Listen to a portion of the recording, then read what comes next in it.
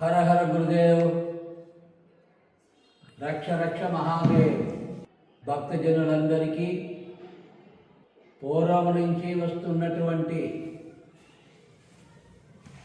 భక్తజనులకు, శిష్యజనులకు, పోషకులకు ఏ మంత్రోపదేశము లేని, ఉపదేశము లేని, ఏ సాధన తెలియని సామాన్యులకు అందరికీ మరి వచ్చే 30వ తారీఖు 3వ నెల 2025 నుంచి నూతన సంవత్సరం విశ్వవసు నామ సంవత్సరం ప్రారంభం కానున్నది. తద్వారా ప్రకృతిలో గ్రహాల యొక్క కలగలు, మార్పులు చేర్పుల వలన మనకు వచ్చేటటువంటి సుఖదుఖాలు, లాభ నష్టాలు ఇవన్నీ కూడా దాని మీద ఆధారపడి ఉంటాయి.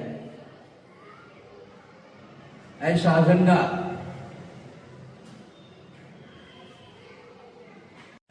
ముఖ్యంగా మీన లగ్నంలో 6 గ్రహాలు ఉండడము, శని గ్రహ ప్రవేశము, సూర్యుడు, చంద్రుడు, శుక్రుడు, రాహు, బుధ కలయికల వలన ప్రకృతిలో మొత్తం గ్రహాలన్నీ కూడా ఇంచుమించుగా ఒకే రాశిలో ప్రవేశం.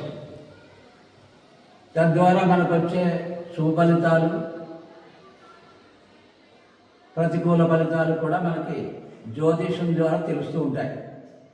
జీవితాన్ని సుగమ్యం చేసుకోవడానికి స్వరయోగం అత్యద్భుతంగా మనకి ఉపయోగపడుతుంది. గ్రహాల ప్రకారంగా చూసుకుంటే ఈ సంవత్సరం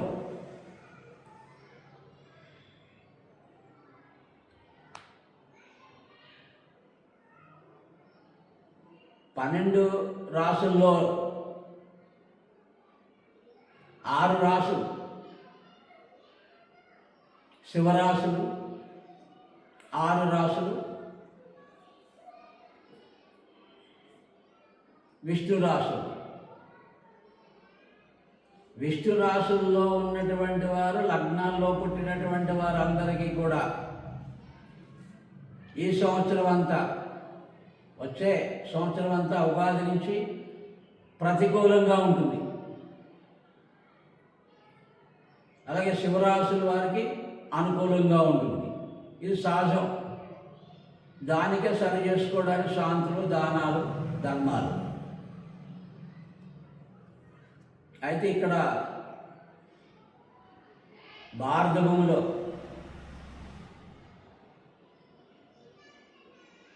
జరగబోయేటటువంటి పరిస్థితులు కూడా దాన్ని బట్టే మనకు తెలుస్తుంది. అదే పంచాంగం.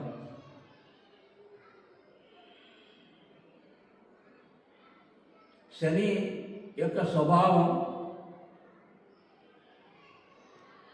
ధర్మరక్షణ, ధర్మపాలన, అధర్మనాశనము, ధర్మరక్షణ చేసే స్వభావం. అంటే మానసికమైనటువంటి స్థితులు ఎవరికైతే ప్రేమ, భక్తి, స్వధర్మ పాలన, సేవ అనేటటువంటి దృక్పథంతో మాతృదేవోభవ, పితృదేవోభవ, ఆచార్య దేవోభవ, అతిథి దేవోభవ, సేవాభావంతో, పూజ్యభావంతో జీవించే ప్రతి ఒక్కరికి కూడా అనుకూలాన్ని, అనుగ్రహాన్ని ప్రసాదించేటటువంటి గ్రహం. దానికి వ్యతిరేకంగా ఉండేటటువంటి అంటే అధర్మ పాలన, పరధర్మాన్ని ఆశ్రయించుట, పరధర్మాన్ని ప్రచారం చేయుట, స్వధర్మాన్ని విడిచిపెట్టుట,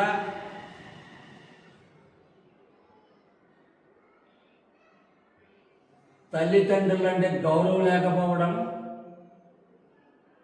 గురువు అంటే గౌరవం లేకపోవడము, భగవంతుడంటే గౌరవం లేకపోవడం, దేశభక్తి లేకపోవడము, దేని మీద నమ్మకం లేకపోవడం, అలాగే నీ మీద నీకు కూడా నమ్మకం లేకపోవడం అనేటటువంటి వారు ఎవరైతే ఈ భూమి మీద ఉన్నారో, ఏ దేశం కానీ, ఏ రాష్ట్రం కానీ, ఏ ఊరు కానీ ఈ భూమి మీద రాబోయే 7 సంవత్సరాల్లో సర్వనాశనం తథ్యం. శని యొక్క ప్రభావం వల్ల స్వధర్మ రక్షకులు, గురుభక్తులు, దైవభక్తులు ప్రతి ఒక్కరిని ప్రేమతో, భక్తితో, సేవాభావంతో ఉండేటటువంటి స్వధర్మ పాలకులు ఎవరైతే ఉన్నారో వారందరూ కూడా దినదిన అభివృద్ధితో తమ జీవితాల్లో అద్భుతాలు సాధించగలుగుతారు. ఈ భారత భూమిలో చుట్టూ ఉన్నటువంటి చాలా దేశాలు నాశనం అవుతాయి. అలాగే ధర్మ మార్గంలో ఉండే ప్రతి ఒక్కటి కూడా రక్షించబడుతుంది. ఎందుకు అంటే శని భగవానుడు జ్ఞానదాత, ధర్మపాలకుడు కాబట్టి అతను గురువు ఇచ్చేటటువంటి మంచి స్వభావాన్ని కూడా తానే ఇస్తాడు. గురువు ఇచ్చేటటువంటి ఫలాన్ని కూడా ఇవ్వకుండా చేస్తాడు, తానే ఇస్తాడు. అందుకని కమాండింగ్ పవర్ ఆయనకు ఉంటుంది. ధర్మరక్షకుల్ని రక్షించడం, ధర్మాన్ని నాశనం చేసేవాడిని శిక్షించడం అదైన స్వభావం. కర్మబలగారు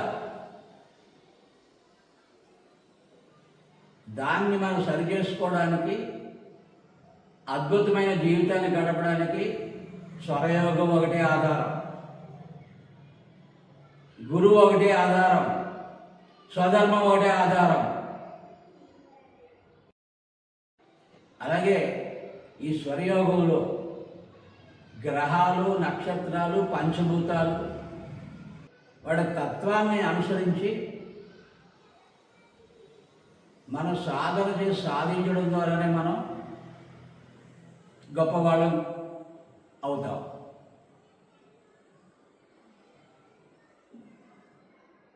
గ్రహాల మీద బానిసత్వం కాకుండా గ్రహాలకి మనం అనుకూలంగా ఉంటే గ్రహాలు మనకు అనుకూలంగా ఉండే విధానం యొక్క స్వరయోగం ఒకటే. రాబో కాలంలో ప్రతి విద్యార్థి,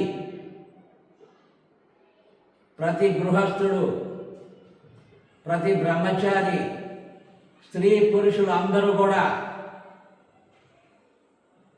16 వయసు వచ్చినటువంటి ప్రతి ఒక్కరూ కూడా ఈ స్వరయోగం మీద ఆధారపడి ఉండాలి.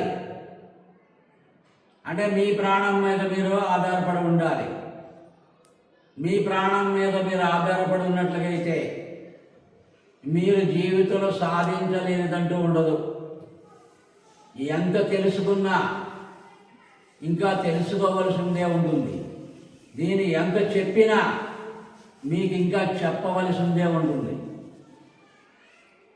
ఒక జన్మ కాదు, ఎన్ని జన్మలన్నా సరే అంతే, రిపీట్ అవుతూనే ఉంటుంది నిత్య నూతనం. ఆ పరతత్వం యొక్క విజ్ఞాన స్వరయోగం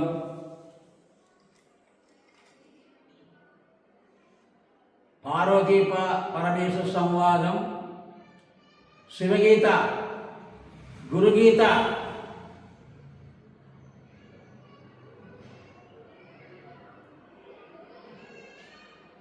విజ్ఞాన భైరవ తంత్రం,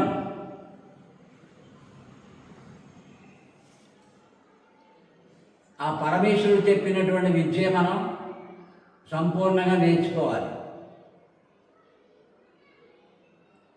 ఎంత నేర్చుకున్నా ఇంకా నేర్చుకోవాల్సిందే. చెప్పిందే చెప్పినట్టు ఉంటుంది. మనం చెప్పారు కదా, మరి ఇప్పుడు ఏం చేయాలి? ఇప్పుడు మరొకటి చెప్తున్నారు అనుకుంటారు. మనం చెప్పింది పశుభావం అయితే పశుభావంలో వీరభావం ఉంటుంది.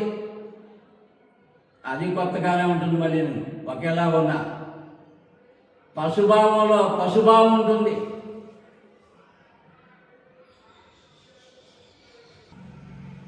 అలాగే పశుభావంలో దివ్యభావం ఉంటుంది.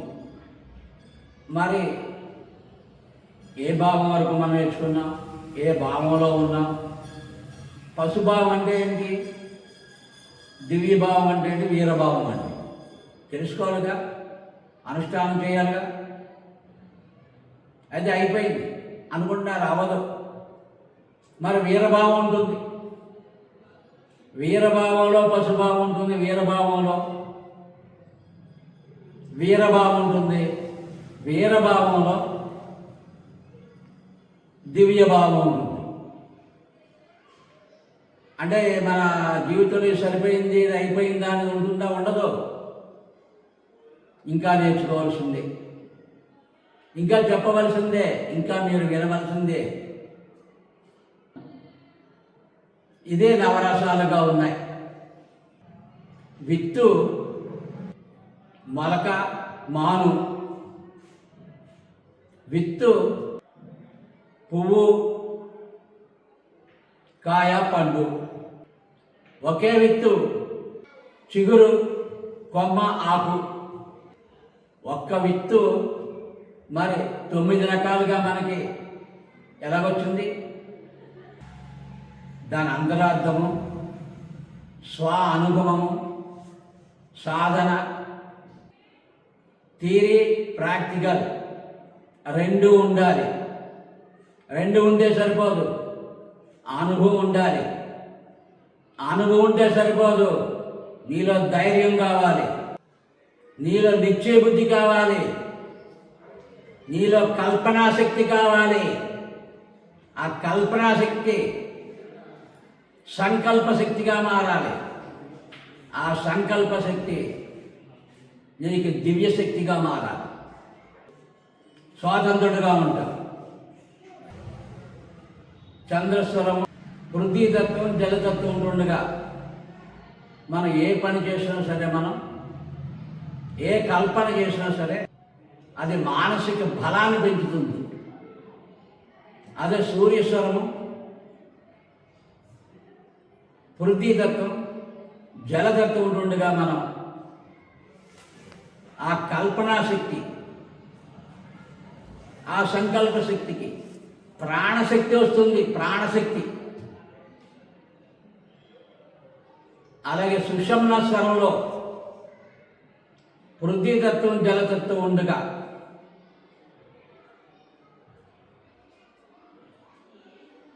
నీ ఆ కల్పనాశక్తి, ఆ సంకల్ప శక్తి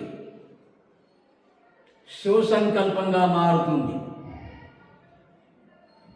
అంటే సుషుమ్నలో మనకి మానసిక శక్తి, ప్రాణశక్తి, ఆత్మశక్తి ఉంటుంది. కనుక ఇప్పుడు 3 9 అయినాయి. ఇందులో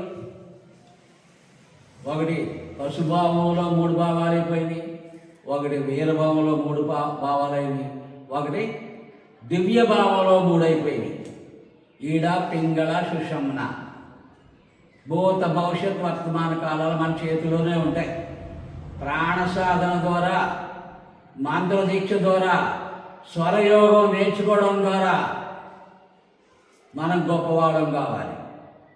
ప్రతి ఒక్కరూ ధనవంతులు కావాలి, ఆరోగ్యవంతులు కావాలి, ఆనందమైన జీవితం గడపాలి. ఈ 3 కల్పవృక్షులాగా, కామధేనులాగా, చింతామణిలాగా మనకు ఉండాలి. కామధేనువు నీ సుషుమ్న నాడి అయితే చింతామణి, నీ చంద్రనాడి అయితే కామధేనువు, నీ సూర్యనాడి కావాలి. దానికి పేరు కోసం, ధనం కోసం, జనం కోసం గురువుగారు చెప్తున్నారు అనుకోరాదు. ఆశ్రయించండి, అడగండి, భక్తి వినయం శ్రద్ధతో తెలుసుకోండి. చెప్పేవాళ్ళు ఉన్నప్పుడు నేర్చుకోండి. ఇలా చెప్పేవాళ్ళు ఈ భారత భూమిలో ఎక్కడో ఒకరు కోటికో నూటికో ఉంటారు. అందులో ఆ కోటిలో ఒకడే ఇప్పుడు మాట్లాడుతున్నాడు. ఇలాంటి అవకాశాన్ని మీరు వినియోగించుకోవాలి. రాబోవు విశ్వ వసునామ సంవత్సరం వచ్చే ప్రమాదం, భూమి మీద జరుగుతున్నటువంటి విపత్తులు అన్నీ కూడా సర్వనాశనం చేసి 3 పువ్వులు 6 కాయలుగా ఉండాలంటే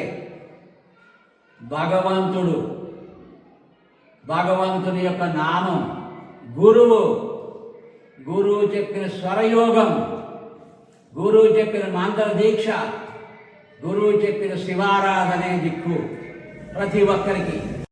ఈశ్వరయోగంలో మద్గురువుల అనుగ్రహించిన కారణంగా లోక కళ్యాణంగా అందరికీ కూడా మంత్రదీక్ష ఉన్నా, స్వరయోగం నేర్చుకున్నా, స్వరయోగం నేర్చుకోకపోయినా, నేర్చుకునే వారికి, నేర్చుకున్న వారికి, నేర్చుకోబోయే వారికి అందరికీ కూడా సదావకాశం. గురువు అనుగ్రహించినటువంటి పాదుకలు, గురువు అనుగ్రహించినటువంటి శ్రీకంఠ శ్రీ సదాశివ పంచముఖేశ్వరుడు మీ అందరికీ గురువు అనుగ్రహించాడు. కనుక కొన్ని దివ్యమైనటువంటి సంయోగాలు సైంటిఫికల్గా, ఆధ్యాత్మికంగా, గురు పరంపరగా సదాశివుడికి అనుగ్రహంతో సదాశివుడికి అనుసంధానం చేసి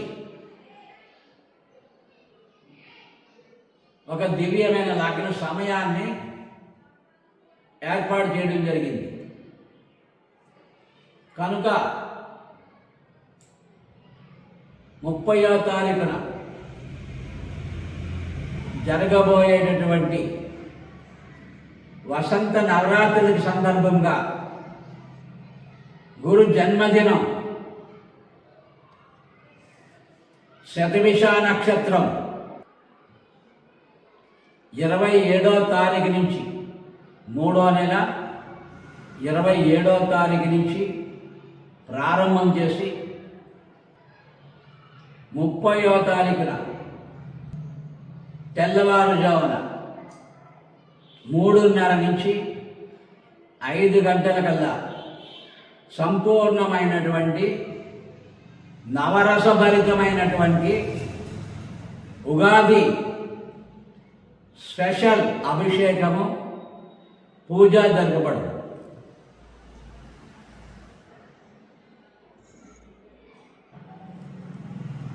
అంటే 29 రాత్రి కల్లా ఇక్కడ ఉండాలి అందరూ కూడా. శతభిష నక్షత్రం మొదలుకొని 7వ తారీఖు శ్రీరామనవమి పర్యంతము ఈ మధ్యలో ఉగాది పండుగ, ఆ తర్వాత 4వ తారీఖున స్వయంభూ నక్షత్రమైనటువంటి పంచముఖ సదాశివలింగ ఆరుద్ర నక్షత్ర పాదుకా పూజ, వసంత నవరాత్రులు శ్రీరామనవమితో సంపూర్ణమవుతుంది. ఈ అన్నిటిలో కూడా భాగస్వాములయ్యేవారు గోత్రనామాలు ముందుగా నమోదు చేసుకుని సంప్రదించగలరు. 30వ తారీఖు అనగా 29వ తారీఖు రాత్రి ఉగాది పండుగ లోక కళ్యాణార్థం సర్వగ్రహ శాంతికి మీ అందరికీ కులమత భేదాలు లేకుండా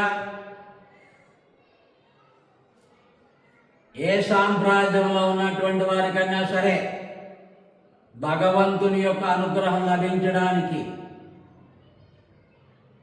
అద్భుతమైనటువంటి విశేషమైన పూజలో ప్రప్రథమంగా ప్రతిష్ట అనంతరం మొదటిసారిగా వచ్చే ఉగాది పండుగ మీరందరూ శ్రీకంఠ శ్రీ సదాశివుని యొక్క అనుగ్రహం సంపాదించుకుని భారత భూమికి ఉన్నటువంటి అనర్థాలన్నింటినీ కూడా తోసిపుచ్చి మీ వ్యక్తిగతమైనటువంటి దోషాలను కూడా తోసిపుచ్చి సదాశివుని యొక్క అనుగ్రహం కలిగి దేశాన్ని రక్షించడానికి, మిమ్మల్ని రక్షించుకోవడానికి, స్వధర్మాన్ని పాటించడానికి, సదాశివుని యొక్క అనుగ్రహం పొందడానికి అందరూ పాల్గొని బోలాశంకరుడు, కరుణ అమృత సాగరుడు, పరప్రకాశ విమర్శానంద భైరవానంద ఆనంద భైరవుడు సదాశివుడు మిమ్మల్ని అనుగ్రహించడానికి, మిమ్మల్ని అందరినీ కూడా హృదయపూర్వకంగా శ్రీకంఠ శ్రీ సదాశివ పంచలింగేశ్వర గాయత్రి యజ్ఞశాలకి హృదయపూర్వకంగా ఆహ్వానిస్తున్నాం.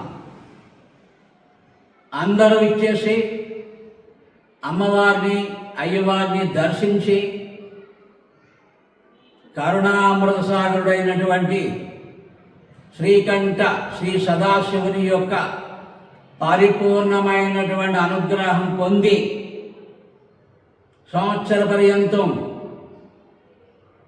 అలాగే జీవిత పర్యంతం కూడా సుఖంగా ఉండాలని హృదయపూర్వకంగా ఆహ్వానం చేస్తూ అందరికీ ఆశీస్సులు తెలియజేస్తున్నాం. హర హర గురుదేవ్, రక్ష రక్ష మహాదేవ్.